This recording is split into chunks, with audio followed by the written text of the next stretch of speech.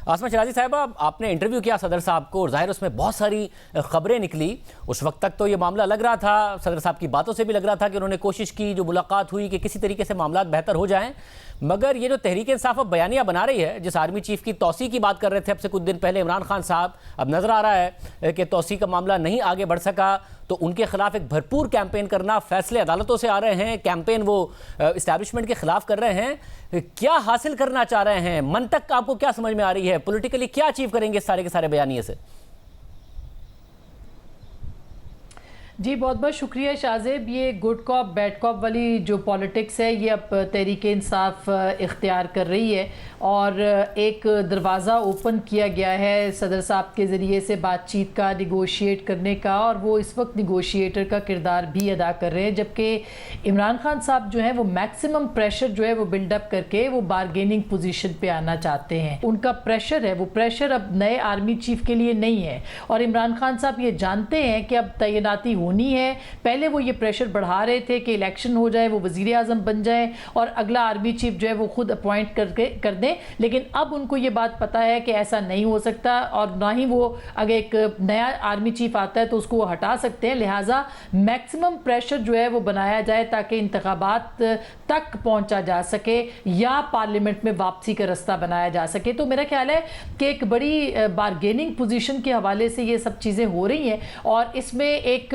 Good cop जो है, जो इस्टेब्लिशमेंट या हुकूमत के साथ निगोशिएटर के तौर पे बात करने के लिए बात कर सकते हैं, जिसको बार बार सदर अलवी साहब जो है वो कह रहे हैं कि बातचीत होनी चाहिए, मुज़ाकरात के दरवाजे खुलने चाहिए। देखिए सबसे इंपॉर्टेंट बात इसके अंदर शाहजेब ये है कि अगर इमरान खान साहब पार्लियामेंट से बाहर रहते हैं, आगे निगरान सेटअप जो बनेगा, जो इस्लाहात होंगी, उससे पाकिस्तान तहरीक इंसाफ कुल्ली तौर पर पीछे हट जाएगी, वो बाहर होगी। और अगर वो बाहर होगी वो एक्सेप्ट नहीं करेगी तो लेजिटिमेसी जो अगले सेटअप की है उसके ऊपर सवाल उठेंगे। लिहाजा एक दरवाज़ा ओपन किया गया है और हो सकता है कि इसके अंदर हुकूमत की भी एक ख्वाहिश हो कि कहीं ना कहीं से इंगेज करके इमरान खान साहब को वापस पार्लियामेंट में लाया जाए। मुनीर फारूक साहब, आप बताइएगा, क्या आपको इसमें मेथड समझ में आ रहा है? जिस तरीके से अचानक जिनकी तौसी की बात कर रहे थे उन्हीं पर चढ़ाई शुरू कर दी है।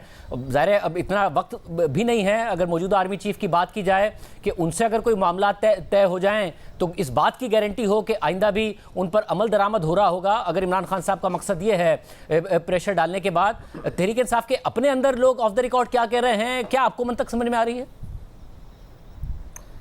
देखिए शाहजेब साहब, इमरान खान साहब की लड़ाई कभी भी पिछले अप्रैल से, जब से वो हुकूमत से निकले और ये पीडीएम की हुकूमत है, इमरान खान साहब की लड़ाई इस हुकूमत के साथ है ही नहीं।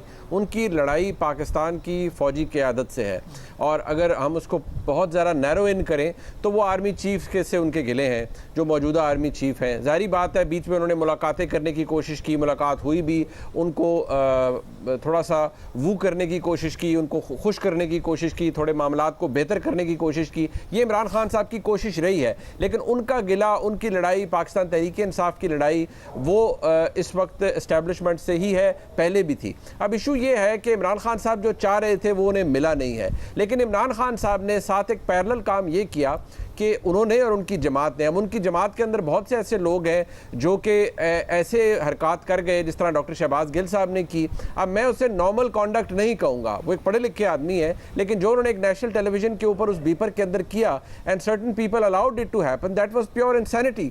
वो तो कोई नॉर्मल आदमी या कोई नॉर्मल शख्स किसी भी नॉर्मल डिस्कोर्स के अंदर नहीं कर सकता। इसी तरह अब जो आज़म सवाती साहब ने किया है, इमरान खान साहब को ये बात नहीं भूलनी चाहिए कि उस वक्त पाकिस्तान की सबसे ज़्यादा मकबूल लीडर है, फॉर्मर प्राइम मिनिस्टर है। He has a very good chance of winning next general elections और अगर हालात उनके मामलात वो अपने दुरुस्त रखते हैं तो वो दोबारा इंतखाब जीत कर दोबारा प्राइम मिनिस्टर बन सकते हैं, दोबारा हुकूमत में आ सकते हैं।